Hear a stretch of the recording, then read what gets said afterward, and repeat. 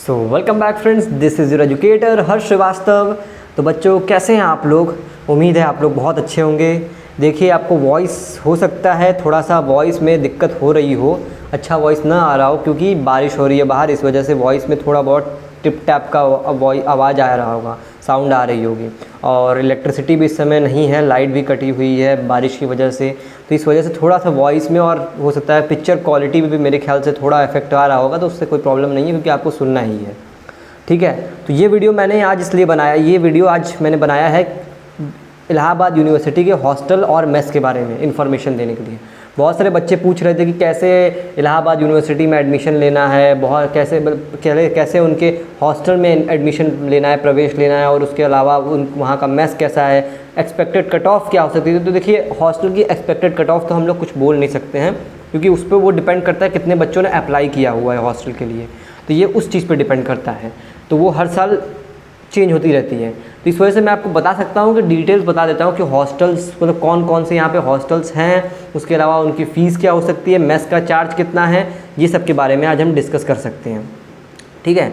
सबसे पहले हम लोग बात करते हैं कि इलाहाबाद यूनिवर्सिटी में हॉस्टल में अगर प्रवेश लेना है, अगर मैं एडमिशन लेना है तो प्रोसीजर क्या होता है। तो प्रोसीजर देखिए सिंपल ये होता है, आप पहले आपने काउंसलिंग कराई, आपका एडमिशन हो गया, जो भी था सारा प्रोसेस कंप्लीट हो गया एडमिशन का, वहाँ तक ठीक था। आपके फॉर्म में कुछ नहीं लिखा होगा हॉस्टल, बस आपको सेलेक्ट करना होगा यू वांट हॉस्टल और नॉट, मतलब उसमें आपसे पूछा होगा कि हॉस्टल आपको लेना है कि नहीं लेना है, उसमें आपने यस आपको कर देना है। उसके बाद आप क्या करेंगे, जब आप कॉलेज में पहुँच जाएंगे, कॉलेज में जाने के बाद आपको अलग अलग वहाँ पे जो हॉस्टल्स होते हैं, जैसे कि SCL PCB करके होता है और KPLC, ये सब हॉस्टल्स होते हैं, उनके अलग से फॉर्म आते हैं। तो आपको क्या करना होता है, हॉस्टल्स पे अलग से विज़िट करना पड़ता है वहाँ जा कर के, और वहाँ से फॉर्म लेकर के फॉर्म फिल करना पड़ता है। फॉर्म लेकर जब आप फॉर्म फिल करोगे तो उसके बाद जो है हॉस्टल्स की अलग अलग कट ऑफ आती है, अलग अलग कट ऑफ आती है, वो भी कैटेगरी वाइज, मतलब जनरल कैटेगरी के अलग, तो उस हॉस्टल में भी सीट होती है ना, रिजर्व्ड होती है कि जनरल के लिए अलग का और आपका OBC के लिए अलग, सबके लिए अलग, ST SC के लिए अलग अलग, सबके लिए रिजर्व्ड होती है सीट। तो फिर वो उसी के हिसाब से कट ऑफ आती है, और हॉस्टल की कट ऑफ जो है वो निर्भर करती है आपका रजिस्ट्रेशन के ऊपर, कितने बच्चों ने हॉस्टल के लिए अप्लाई किया है, उसी हिसाब से आपका कट ऑफ जो है आता है। तो क्या होता है कि उसमें काफ़ी ज़्यादा हाई स्कोर जिसका होता है उसी का एडमिशन होता है, मतलब टॉप के बच्चे होते हैं जिनका बहुत अच्छा स्कोर होता है, उन्हीं को हॉस्टल मिलता है, अलॉट होता है, क्योंकि लिमिटेड सीट्स होती है ना, लिमिटेड सीट्स होती है, इस वजह से सबको हॉस्टल नहीं मिल पाता है। जैसे सबको आसपास PG ढूंढना पड़ता है, मैक्सिमम लोगों को ये साथ यही होता है, बहुत कम ही लोगों को हॉस्टल मिल पाता है क्योंकि लिमिटेड सीट्स होती हैं। तो और अब क्या बात करते हैं, अब हम बात करते हैं आगे फ़ीस कितनी है। तो हॉस्टल की आप लोग को एवरेज फ़ीस लगभग पड़ जाएगी 20 से 25 हज़ार एक साल की, एक साल की लगभग आपको 20 से 25 हज़ार हॉस्टल चार्ज आपका लगेगा। उसके अलावा आपका जो मेस चार्ज है, मेस चार्ज की अगर बात की जाए, मेस चार्ज की बात की जाए तो आपका लगभग 2500 से लेकर 3000 तक आपका पर मंथ का मेस का चार्ज होता है। मतलब 2500 3000 इन साल का मान के चलिए, अगर मैं ऊपर नीचे लेंगे 35 इंटू मतलब 35-40 हज़ार आपका साल का मतलब अप्रॉक्स आपका साल का 35-40 के आसपास आपका मेस चार्ज लगता है, ठीक है। और मेस के खाने तो आप जानते ही हो कैसे होते हैं, तो वो बताने की मुझे ज़रूरत नहीं है, वो हर जगह का हाल है, चाहे आप कहीं पे भी चले जाओ। तो 30-35 हज़ार रुपये लगते हैं मेस के चार्जेस। उसके अलावा और हॉस्टल के चार्जेस जो है 20 से 25 हज़ार है। तो कुल मिला के आपका साल का अगर देखा जाए, हॉस्टल और मेस भी अगर आप ले लेते हो तो लगभग आपके पड़ेंगे 35-10 45-10 55-10 65 से 70 हज़ार, 70 से 75 हज़ार आपका साल का अप्रॉक्स आपको देना पड़ेगा हॉस्टल प्लस मेस मिला करके। और फ़ीस तो यहाँ पे मेरे ख्याल से आई थिंक 7 to 8,000 है इलाहाबाद यूनिवर्सिटी की फ़ीस, मोस्ट प्रोबेबली सभी कोर्सेज़ के लिए आपकी, तो मेन कैंपस की फ़ीस, ये सब मैं मेन कैंपस के बारे में बता रहा हूँ, ठीक है। और अब रही बात कि वहाँ के एफिलिएटेड कॉलेजेस में हॉस्टल, तो इलाहाबाद यूनिवर्सिटी के किसी भी एफिलिएटेड कॉलेज में हॉस्टल की सुविधा नहीं है, फिर चाहे गर्ल्स हो चाहे बॉयज़ हो, किसी के लिए भी हॉस्टल की सुविधा उनके एफिलिएटेड कॉलेजेस में नहीं है। सिर्फ मेन कैंपस में है हॉस्टल फैसिलिटी, और वहाँ के चार्जेस मैंने आपको बता दिए हैं क्या है, किस तरह से, मेस का चार्ज क्या, हॉस्टल चार्ज क्या है।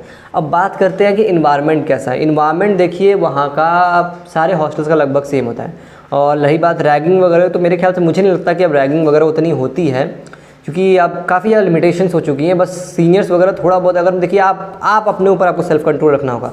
अगर सीनियर है तो आपको थोड़ा सा तो उनको रिस्पेक्ट देना पड़ेगा, एक म्यूचुअल रिस्पेक्ट सीनियर और जूनियर के बीच में होनी चाहिए। अगर आप रिस्पेक्ट देंगे तो आपको रिस्पेक्ट मिलेगा, अगर आप अच्छे से बात करोगे उनके साथ, अच्छे से बिहेव करोगे तो वो भी आपके साथ अच्छे से बिहेव करेंगे, अच्छे से रहेंगे। आपको कॉलेज का कल्चर सिखाया जाएगा अच्छी तरीके से, सब कुछ बढ़िया तरीके से होगा। तो इस वजह से आपका म्यूचुअल एक अंडरस्टैंडिंग होती है सीनियर और जूनियर के बीच में, तो आपको सीनियर परेशान नहीं करते हैं अगर आप उनसे अच्छे से बिहेव करते हो तो, ठीक है। तो हॉस्टल का मेरे ख्याल से माहौल भी काफ़ी ठीक ठाक है वहाँ का, इलाहाबाद यूनिवर्सिटी के हॉस्टल का भी। और बाकी मैंने मेस चार्ज और वो हॉस्टल चार्ज तो बता ही दिया है। उसके अलावा अगर बात की जाए किसको अलॉट होता है, तो अलॉटमेंट के बारे में तो हॉस्टल को अलॉटमेंट तो आपको पता है, जिसका मार्क्स हाई रहेगा उसी को मिलेगा, सबको हॉस्टल नहीं मिलने वाला है। आपको पीजी लेकर के ही रहना पड़ेगा, आसपास पीजी मिलता है मेन कैंपस के आसपास, तो आपको पीजी लेकर के ही रहना पड़ेगा। तो आज के लिए मैंने इतना ही बता दिया। और इसके अलावा जो है मेरे नेक्स्ट वीडियो इलाहाबाद यूनिवर्सिटी की एक्सपेक्टेड न्यू कट ऑफ के बारे में भी आने वाली है।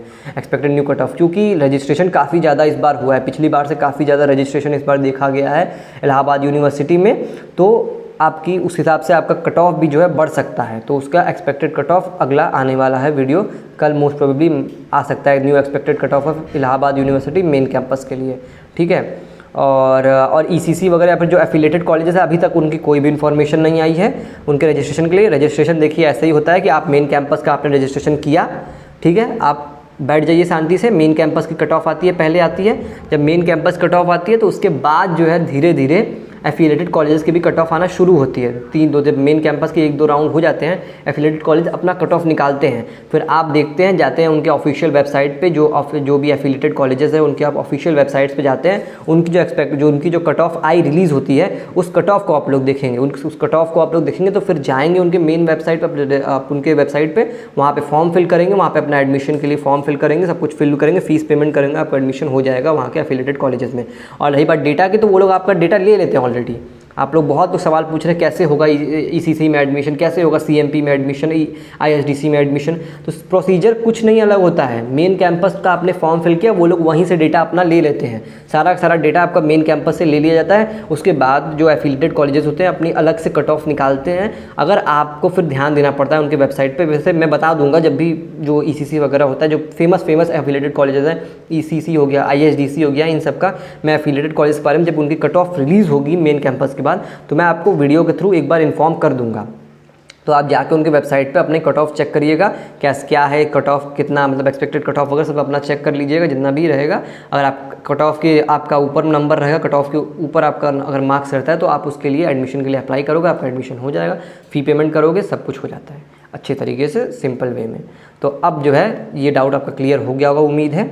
और अगली वीडियो एक्सपेक्टेड कट ऑफ पे आएगी इलाहाबाद यूनिवर्सिटी के लिए। और बीएचयू का भी मैं हॉस्टल के बारे में इन्फॉर्मेशन आपको बीएचयू के लिए भी दूंगा जल्दी ही।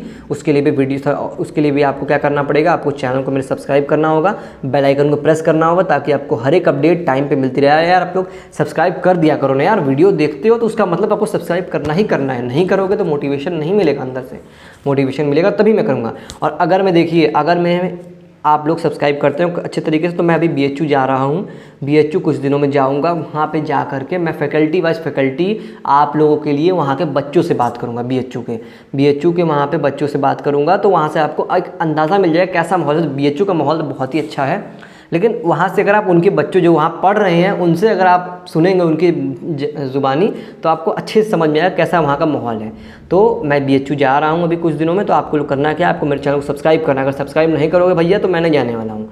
अगर आप लोग सब्सक्राइब करोगे, अगर अच्छे सब्सक्राइबर्स मुझे मिलेंगे, व्यूज़ वगैरह अच्छे आएंगे, कमेंट्स अच्छे आएंगे, शेयर वगैरह करिए, अपने दोस्तों को शेयर नहीं कर रहे हो आप लोग, शेयर नहीं कर रहे हो इसलिए सब्सक्राइबर्स बढ़ नहीं रहे। सब्सक्राइबर्स बढ़ेंगे तभी मुझे मोटिवेशन मिलेगा, मैं जाऊँगा बीएचयू वगैरह और देखूँगा जा करके क्या है वहाँ का माहौल और आपको बताऊँगा, सारे बच्चों से पूछूंगा वहाँ पर जाकर फैकल्टी वाइज फैकल्टी।